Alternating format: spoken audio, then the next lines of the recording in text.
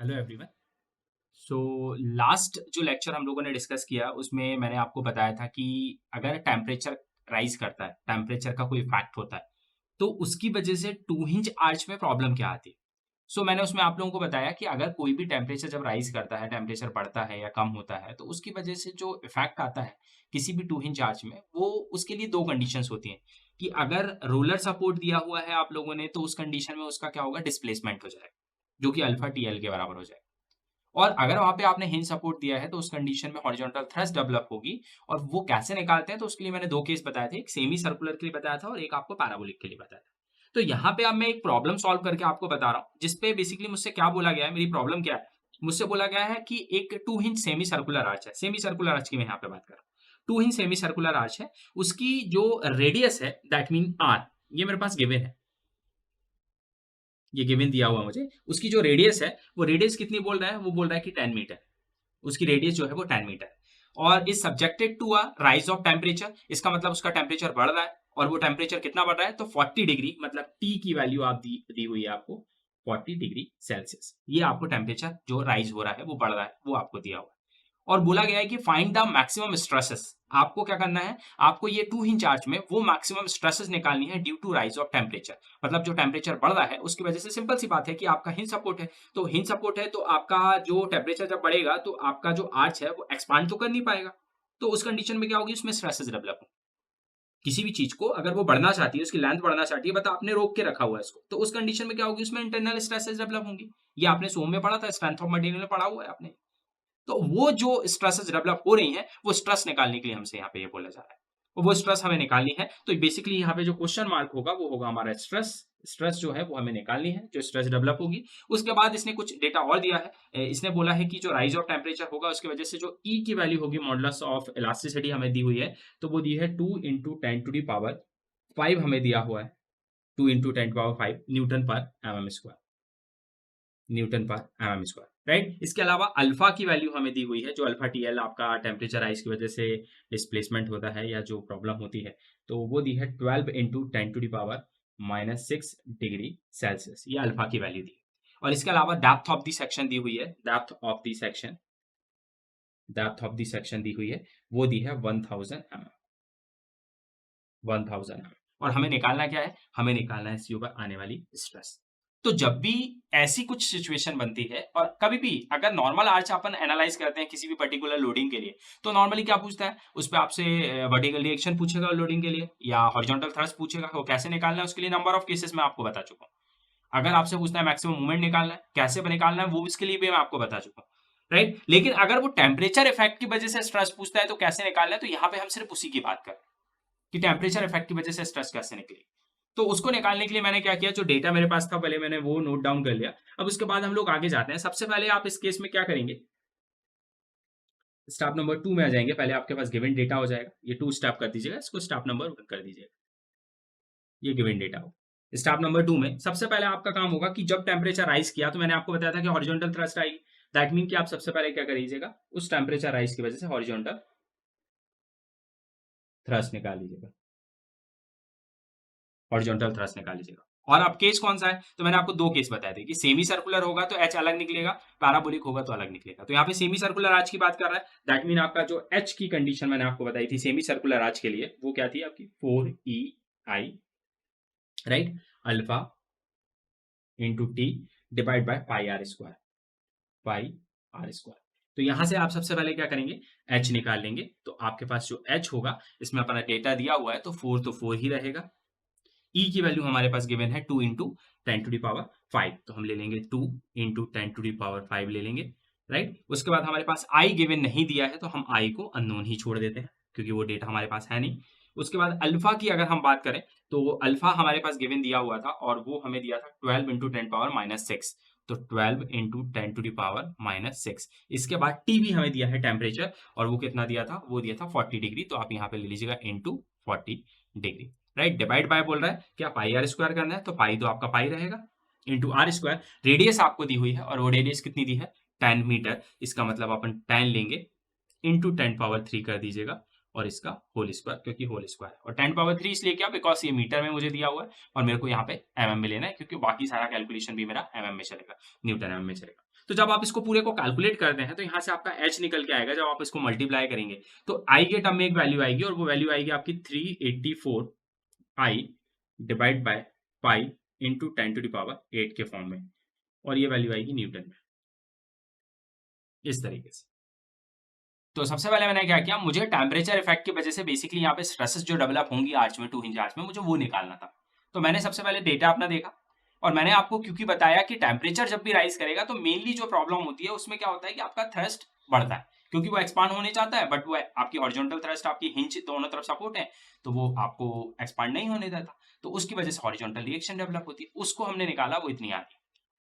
अब स्ट्रेसेस हमें निकालनी है, तो स्ट्रेसेस हम कैसे निकालेंगे? तो स्ट्रेस की एक कंडीशन होती है बेसिकली, जिसमें हम लास्ट में हम जो फॉर्मूला लगाएंगे स्ट्रेस का, वो स्ट्रेस का फॉर्मूला क्या होता है, यहाँ पे जो स्ट्रेस की कंडीशन होती है, जो हम स्ट्रेस निकालेंगे, मैक्सिमम स्ट्रेस जिसको बोल सकते हैं आप, तो मैक्सिमम जो स्ट्रेस होगी आपकी, मैक्सिमम स्ट्रेस जो होगी वो आपकी निकलती है एम बाय जेड से, मैक्सिमम स्ट्रेस। एम यहाँ पे क्या होता है, बाइंडिंग मोमेंट होता है, और जेड क्या है, यहाँ पे सेक्शन मॉडुलस है। दैट मीन कि आपको ये दो वैल्यूज को पहले निकालना पड़ेगा, तब जाके आप स्ट्रेस निकाल पाएंगे। तो मैंने बोला कि सबसे पहले मैं मूवमेंट निकाल लेता हूं, तो maximum bending moment due to rise of temperature हम लोग निकालेंगे, maximum movement due to rise of temperature, rise of temperature, right. तो वो मैक्सिमम मूवमेंट निकलेगा कैसे, वो निकलेगा एम इक्वल, अब जो आर्च अपन को दिया है इसमें कोई दूसरी लोडिंग तो दी नहीं है, आपको मैंने जो क्वेश्चन बताया उसमें कहीं भी मैंने कोई दूसरा लोड दिया है क्या, कुछ नहीं दिया, सिर्फ टेम्परेचर राइज कर रहा है, उसकी कंडीशंस दी। दैट मीन कि जो मूवमेंट डेवलप होगा वो सिर्फ किसकी वजह से होगा, टेम्परेचर राइज की वजह से, और टेम्परेचर राइज की वजह से क्या हुआ, हॉरिजॉन्टल थ्रस्ट है, तो हॉरिजॉन्टल थ्रस्ट को मल्टीप्लाई कर देंगे परपेंडिकुलर डिस्टेंस से, तो आपको सीधा मूवमेंट मिल जाएगा। तो मूवमेंट कैसे निकलेगा कि जो आपका एच निकला था उसको, एच को आप सीधा मल्टीप्लाई कर दीजिए किससे, आपके जो आपको रेडियस दिया हुआ था, तो रेडियस कितना दिया, 10 इंटू 10⁻3, बिकॉज वो मीटर में थी।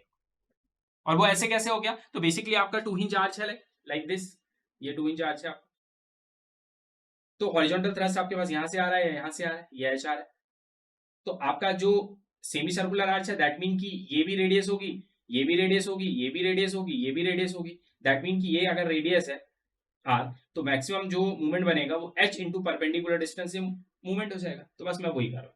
तो मैंने क्या किया, ये एच ले लिया, इंटू परपेंडिकुलर डिस्टेंस कर दिया, तो एच जो मेरे पास था वो एच मैंने निकाला हुआ है पीछे, वो था 384 I divided by pi into 10⁻8 है, इंटू मैंने बोला 10 इंटू 10⁻3, तो 10 इंटू 10⁻3 हम इसको कर देते हैं, तो यहां से आपका मूवमेंट मिल जाएगा। तो वो मूवमेंट जो आपके पास निकल के आएगा, मूवमेंट, वो मूवमेंट आपके पास आ रहा है 384 आई, इसको एज इट इज रहने दीजिएगा, 384 आई को डिवाइडेड बाय पाई इंटू, ये कितना हो जाएगा, 10 इंटू 10⁻3, इसका मतलब ये 0 0 कैंसिल हो जाएंगे, तो 4 0 कैंसिल हो जाएंगे यहाँ से, तो 4 0 कैंसिल हो जाएंगे, तो 10⁻4 बचेगा न्यूटन एमएम के फॉर्म में, ये आपका मूवमेंट होगा। अब जैसे ही आपको मूवमेंट मिलेगा, अब इसके बाद मैक्सिमम स्ट्रेस के लिए आपको जेड और चाहिए, जेड क्या है आपका, section modulus, section modulus, section modulus, और z जो होगा यहाँ पे सेक्शन मॉडुलस जो होगा, इसके लिए डायरेक्ट कंडीशन हम लगाते हैं, I बाय 500 होता है, mm की पावर इसकी होती है क्यूब, ये डायरेक्ट फॉर्मूला होता है h के सेमी सर्कुलर आर्च के लिए, z आप सेक्शन मॉडुलस डायरेक्ट ले लीजिए, जो भी है ये भी प्रॉपर्टी होती है, जब हम आगे इन फ्यूचर स्टील स्ट्रक्चर्स पढ़ते हैं नेक्स्ट सेमेस्टर, जब आपके आएंगे 8 सेमेस्टर में, आप स्टील स्ट्रक्चर पढ़ेंगे तो वहाँ डिफरेंट डिफरेंट सेक्शन मॉडल्स पढ़ेंगे, और ये ऑलरेडी आपने सोम में भी पढ़ रखा है, तो अगर आप सोम की बुक खोलेंगे तो वहां से आपको ये चीज पता चल जाएगी। तो सेक्शन मॉडुलस आपको मिल गया, अब सीधा आप लोग क्या निकाल सकते हैं, स्ट्रेस, मैक्सिमम स्ट्रेस, और स्ट्रेस क्या होता है, एम बाय जेड के बराबर, तो यहाँ पे एम आपके पास है मोमेंट, मोमेंट आपने निकाला 384 I divided by pi into 10⁻4 divided by section modulus, मतलब आई बाय 500, राइट। अब इससे जो स्ट्रेस निकलेगी वो स्ट्रेस कितनी निकलेगी, तो आप क्या करिए, ये आई से आई तो कैंसिल हो जाएगा आपका, राइट, उसके बाद 500 से आप इसको डिवाइड करेंगे, तो यहाँ से जो आपके पास मोमेंट से डिवाइड करेंगे आप जब जेड को, तो आपके पास जो स्ट्रेस कैलकुलेट होके आएगी वो कैलकुलेट होके आएगी, ये बनेगी condition 384 into 500 divided by pi into 10⁻4, आई से आई कैंसिल हो चुका है, और जब इसको डिवाइड करेंगे पूरा तो ये आएगा 6.11 न्यूटन पर एमएम स्क्वायर। ये आएगी आपकी स्ट्रेस। और ये क्यों आई है? Due to rise of temperature. इतनी स्ट्रेसेस आपके 2 इंच आर्च में बेसिकली डेवलप हो, राइट। तो इस तरीके से आप इसको कैलकुलेट कर सकते हैं। और इसमें ये याद रखिएगा कि जैसे ये यूनिट है तो यहाँ पे आपकी जो एम की यूनिट थी वो न्यूटन एमएम थी, और डिवाइड आपने जेड से किया, ये एमएम की पावर क्यूब थी। तो 1 एमएम की पावर से 1 एमएम कट गया था, तो न्यूटन पर एमएम स्क्वायर बचा था। और न्यूटन पर एमएम स्क्वायर जो होता है वो स्ट्रेस की यूनिट होती है। ये ऑलरेडी आपने सोम में पढ़ा हुआ है। तो बेसिकली जो स्ट्रेस आपको बोला गया था, स्ट्रेस जो है वो सोम में आपने पढ़ा था। तो स्ट्रेस होती क्या थी? Basically internal force offered by the body against to deformation, right. कि आपकी बॉडी पे जब आप लोड लगाते हैं, उस लोड की वजह से वो डिफॉर्म नहीं होना चाहती, तो उस कंडीशन में वो इंटरनल फोर्स लगाती है अपने आप को रोकने के लिए। तो यहाँ पे भी कंडीशन क्या हो रही है कि आपकी बॉडी टेम्परेचर राइज हो रहा है तो वो डिफॉर्म होना चाह रही है, उसकी लेंथ बढ़नी चाह रही है, बट क्या हो रही है, वो बढ़ नहीं पा रही है, बिकॉज आपने एक्सटर्नली आपने उसको हिंच करके रखा है। तो बेसिकली आपने उसको रोक के रखा है, मतलब फोर्स लगा के रखा है। तो जो इंटरनल फोर्स लग रहा है वही स्ट्रेस होती है। तो वही स्ट्रेस अपन ने यहाँ पे निकाली है, दैट इज 6.11 न्यूटन पर एमएम स्क्वायर। अगर ये सेमी सर्कुलर आर्च है तो आपका ये एच का केस लगेगा। अब सेम कंडीशन अगर कोई पैराबोलिक आर्च आ जाए, तो पैराबोलिक आर्च में मैंने आपको एच कौन सा यूज करना है वो मैंने आपको बता रखा है। तो अब एच जो है वो वहां पे वो यूज करेगा, बाकी प्रोसेस जो होगी वो सेम होगी अगर आपको उसके ऊपर भी स्ट्रेस निकालनी है तो। सो इस तरीके से आप टेम्परेचर का इफेक्ट कैलकुलेट कर सकते हैं। अब जो हम बात करेंगे वो बात करेंगे नेक्स्ट लेक्चर की, जिसमें हम नेक्स्ट डिफरेंट केसेस जो होंगे 2 इंच आर्च पे और 3 इंच आर्च पे, हम उसकी बात करेंगे। थैंक्स।